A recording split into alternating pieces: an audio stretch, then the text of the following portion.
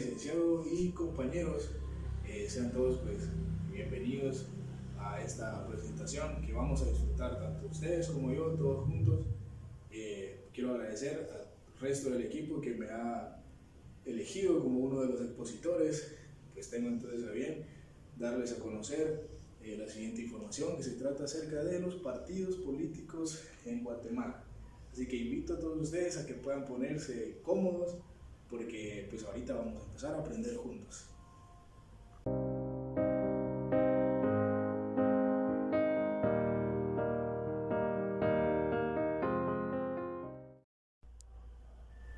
Entonces veremos qué es un partido político, cómo se forma y por qué necesitamos partidos políticos. Cuando un grupo de personas comparten intereses y valores sobre cómo manejar el país, forman un partido político para llevar candidatos a las elecciones, llegar al gobierno y así tener el poder para poner en práctica lo que creen. ¿Y por qué necesitamos partidos? Imagínense si cada ciudadano quisiera aplicar sus propias ideas, sería un caos, mientras que con los partidos las personas que piensan parecido sobre cómo conducir y organizar el país se pueden agrupar. Pero se preguntan ustedes, ¿cualquier persona puede optar por un partido o puede organizar su propio partido? Tendrían que ser mayores de 18 años, es lo único. Y si ustedes creen que ningún partido los representa a ustedes, pueden optar por formar su propio partido. Pues todos alguna vez hemos dicho que todos los candidatos son iguales, no importa de qué partido sean, prometen y cuando ganan no cumplen. Existen partidos políticos que representan diferentes propuestas. ¿Qué es lo que prometen en sus campañas electorales? En ellas los candidatos ofrecen dos tipos de propuestas. Primero, las propuestas que atienden las necesidades de la mayoría. Segundo, las que impulsan para diferenciarse de los demás candidatos. Pero ¿por qué algunos candidatos y sus partidos no cumplen con lo que prometen? Una de las causas es porque el Congreso se negocia con las diferentes fuerzas políticas que le integran, respetando el voto y las decisiones de la mayoría de los representantes, lo que hace imposible el consenso. Otra causa es cuando deliberadamente los candidatos y partidos incumplen lo que prometieron, y aunque no están obligados para cumplir, los ciudadanos podemos sancionarlos de algún tipo, no volviendo a votar por el mismo partido. Nosotros los ciudadanos somos los responsables de conocer a los candidatos, sus propuestas y si son electos, comprobar que las cumplen. Esa es nuestra participación de la Constitución de la Democracia en Guatemala. Les voy a mostrar algunas de las campañas que han realizado los partidos políticos antes de pasar a todo lo teórico, para recordar y para mostrarles cómo lo hacen. Lo peor de todo es que nadie dice nada. Subió el precio de la luz. ¿Y quién por mí, Guatemala? No te preocupes, mi vida, ya vienen tiempos mejores. Ya apareció Mario Estrada y su ruedita de colores. UCN.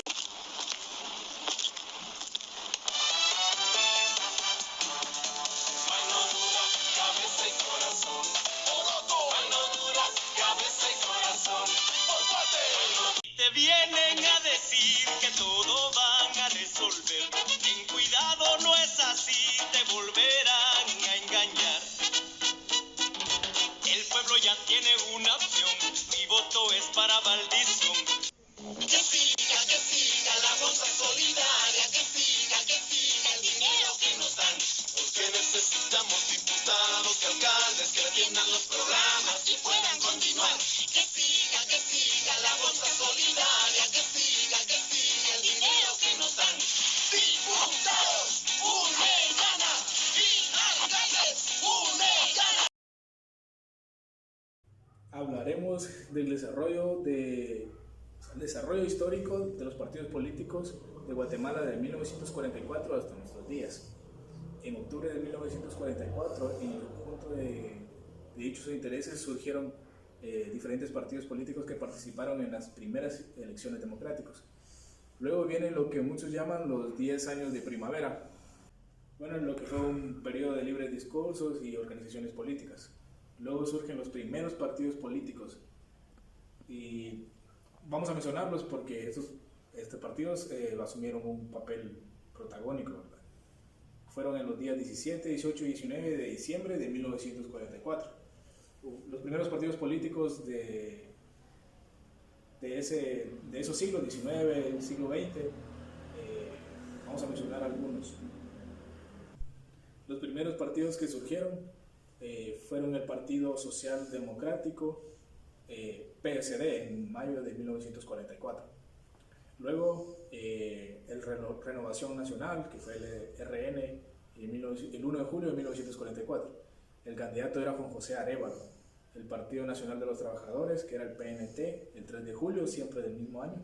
El Partido Nacional, el PAN, siempre en 1944. Y el Partido Unión Obrera, también siempre en 1944.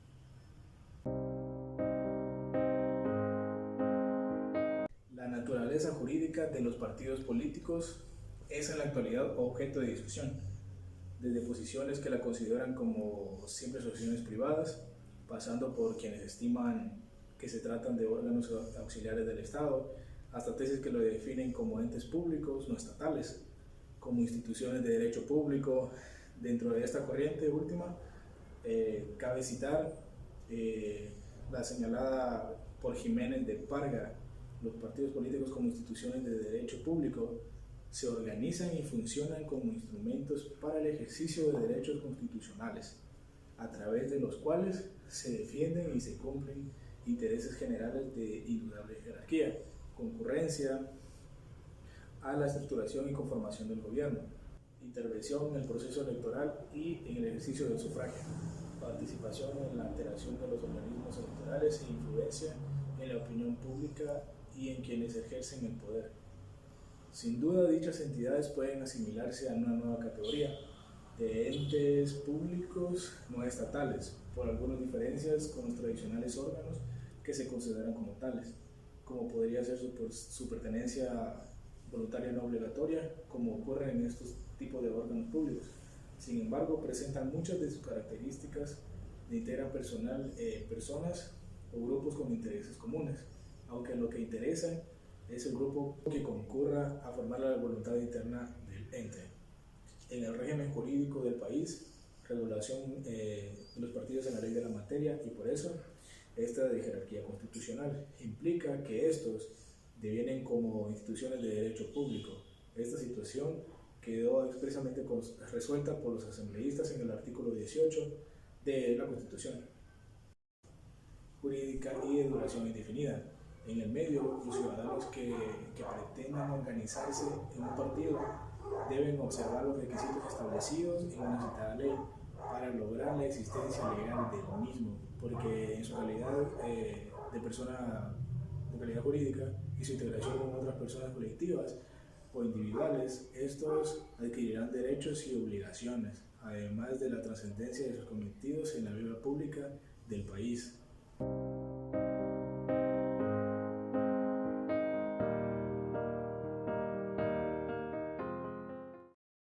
Buscar el desarrollo pleno de la sociedad en sus diferentes ámbitos: político, económico, social y cultural. Para poder contribuir con el desarrollo pleno de una sociedad en el partido político, hay que cumplir con ciertos requisitos establecidos en su acta constitutiva, como lo son: presentar solicitud escrita, ser mayor de edad, conocer los lineamientos de su partido, no militar en algún otro partido, cumplir con el llenado de documentos requeridos y comprometerse a la lucha de su ideología partidista. Una vez siendo parte de una organización partidista, hay que asumir los derechos y obligaciones que recaen en cada uno de sus integrantes, como votar y ser votado, incluirse a una planilla, recibir apoyo y orientación del partido, emitir puntos de vista en las asambleas, representar a los partidos. De igual forma, nos veremos comprometidos a participar activamente en las actividades dentro y fuera del partido, cuidar de los recursos del partido, tanto humanos, financieros, culturales, entre otros, no generar conflictos dentro del partido, promover el voto en favor de nuestro partido. Una vez de que se es contribuyente de los derechos y obligaciones del partido, y si no se realizan los actos correspondientes, caemos en la expulsión de la organización, que podrá ser por detectársele actos de corrupción, que practique otra ideología partidista y que se afilie a otro partido. El segundo supuesto de afiliados establece que por lo menos la mitad debe saber leer y escribir. Alude el fenómeno del analfabetismo como precariedad del Estado y menoscabe la posibilidad de participar de las personas analfabetas. Vemos esto de verdaderamente discriminatorio y excluyente en un país donde el analfabetismo es de un 28.80% de la población en general, según el último censo del Instituto Nacional de Estadística que se realizó en 2002. Sostenemos que el analfabetismo como deficiencia del ser humano no debe ser causa para limitar a ciudadano alguno, prohibir sus derechos políticos garantizados en la Carta Magna. La incapacidad de leer y escribir de un ciudadano en buena parte queda superada por la implementación del símbolo que identifica cada partido político o la utilización de una simple marca. La X para emitir el voto. Por ejemplo, la silueta de una paloma mediante la unión de dos manos, el puño de la mano derecha, la mazorca de maíz, que identificaron en la última elección general a los partidos UNE, Patriota y URNG, considerados que la norma debiese ir en función a ampliar la base de apoyo de los partidos políticos, no delimitarla.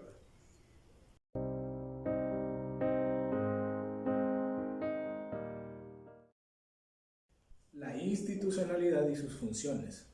Antes de hablar sobre la institucionalidad, hay que definir lo que es institucionalidad o institución.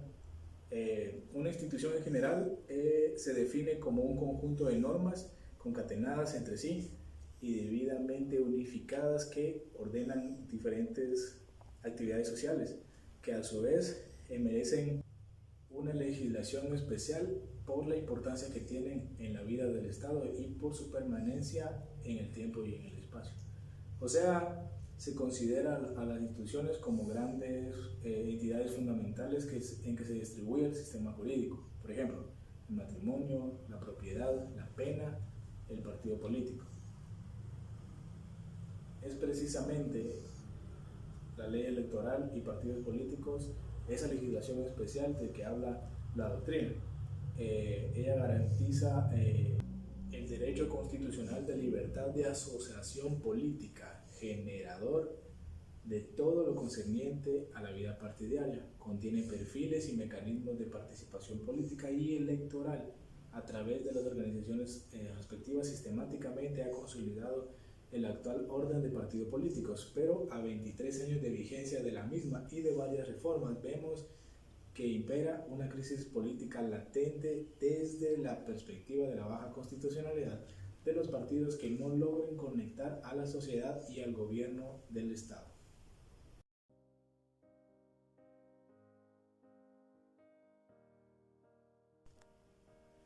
Compañeros, hasta donde vamos, espero que pues vayan comprendiendo de la mejor manera, y si no, pues en la clase que tendremos como licenciado estaremos ahí para responder todas sus dudas. Espero que se encuentren cómodos y que realmente estén guardando toda esta información, porque seguramente pues va a ser de mucho beneficio para nosotros. Nosotros pues hemos estudiado bastante en lo que les estamos exponiendo, y si tienen, como les digo, si tienen alguna duda, pues nosotros estamos prestos para responder, y el licenciado también en toda su disposición, ¿verdad? Pueden consultarle, ya que es la fuente más pura que tenemos y más cercana.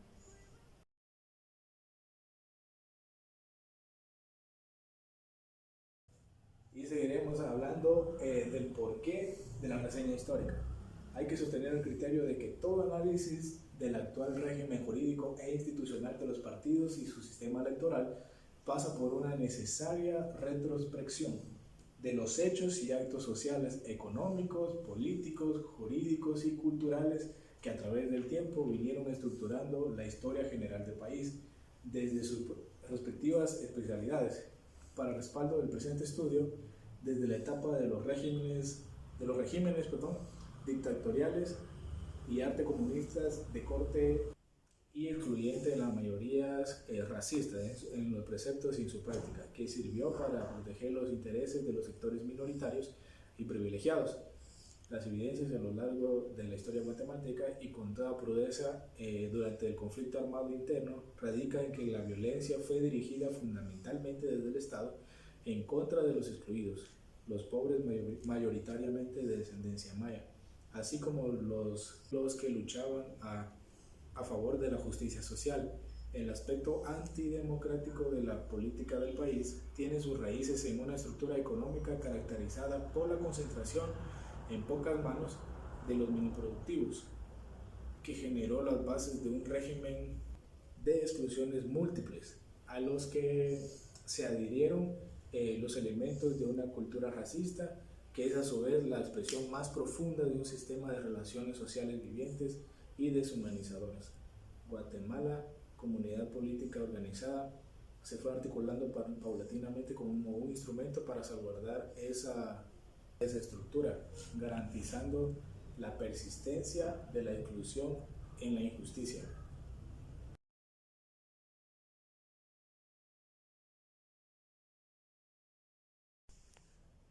También es importante resaltar el golpe del Estado de 1982, del mes de marzo, el día 23. Fue a consecuencia de los estragos provocados por la estrategia contrainsurgencia acordada contra el ejército y sectores del poder económico.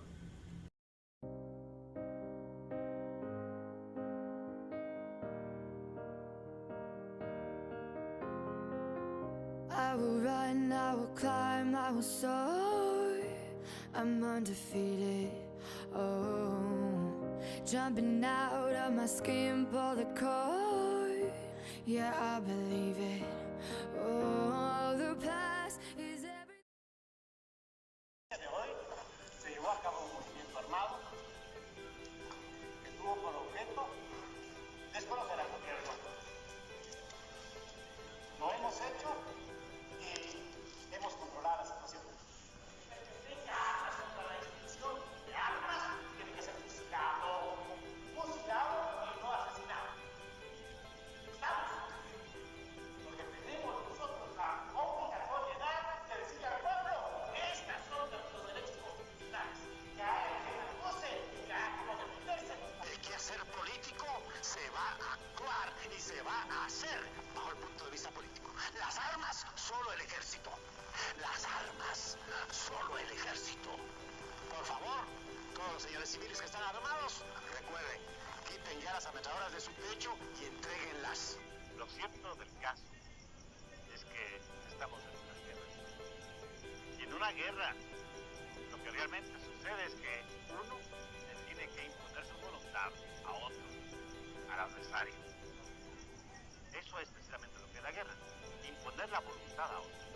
Yo quisiera que entendiéramos que es necesario desprendernos un poco de ese yo, de ese mí, que nos recordemos que hay un tú, que nos recordemos que hay un usted, que nos recordemos que hay un nosotros. Y esto es muy importante bajo el punto de vista de individuo, bajo el punto de vista de familia, bajo el punto de vista de nación. Yo quiero que como guatemaltecos entendamos de que no somos los únicos en el mundo, sino que somos una nación.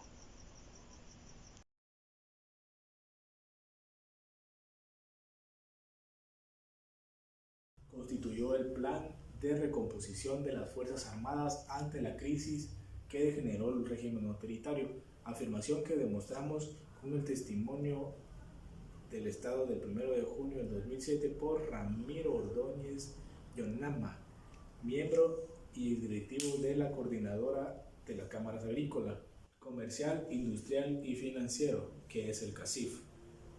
La apertura democrática de Guatemala se inició el 23 de marzo de 1982. Recuerden esa fecha.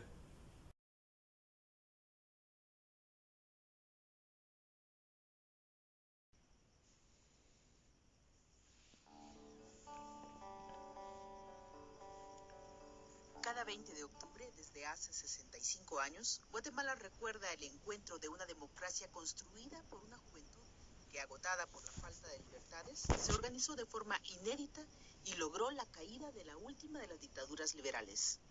Los carteles que exhibían eran portavoz del sentir del pueblo guatemalteco. Todos desfilaban para demostrar su simpatía y su adhesión al triunvirato que ostentaba el poder ejecutivo desde el día 20 de octubre de 1944, después de haber derrocado al régimen de Ponce Baides, que a la sazón gobernaba a Guatemala. Ese despertar democrático construyó una sociedad inspirada en el respeto de los derechos colectivos, ofreciendo un legado que se conserva aún en la actualidad. Los servicios de policía y tránsito eran desempeñados por niños y jóvenes Boy Scouts y gentes humildes y hasta inválidos que, dando muestra de civismo y amor a la causa, se ofrecieron a ayudar. El movimiento revolucionario se concretó con 2 periodos presidenciales en donde se ejecutaron políticas de beneficio social, en cuya herencia aún sobreviven el Seguro Social y el Código de Trabajo, entre otros proyectos que buscaban el desarrollo local, pero quedó truncado cuando fue derrocado el segundo gobierno revolucionario. Un desfile cívico en ordenada formación y disciplina recorrió las calles de Guatemala, pasando por el frente del Palacio Nacional, integrado por la Guardia Cívica, compuesta por ciudadanos que espontáneamente se ofrecieron a formar filas para sostener con su respaldo y apoyo a la Junta. Los defensores de la revolución lamentan que esos vientos democráticos que tocaron tierras guatemaltecas vayan quedándose en un vacío histórico y sugieren que en las escuelas se enseñe ese capítulo trascendental de la vida política del país.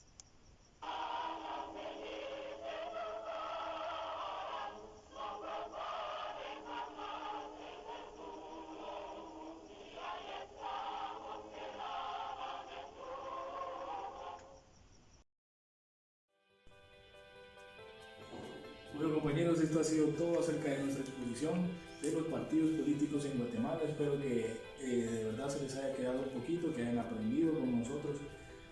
Nosotros nos esforzamos en leer y llevarles a ustedes pues, la mejor información que nosotros creímos adecuada, ¿verdad? Entonces, de verdad, si tienen alguna duda, como ya les había dicho,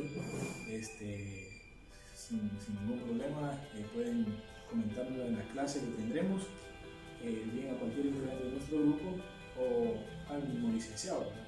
Gracias por haber puesto atención y espero que esta información les sirva y recuerden que espero que estén bien con su familia y pues que esta situación con la que estamos pasando lo hacemos con la ayuda de Dios y que pronto nos volvamos a ver todos. Que tengan un buen día.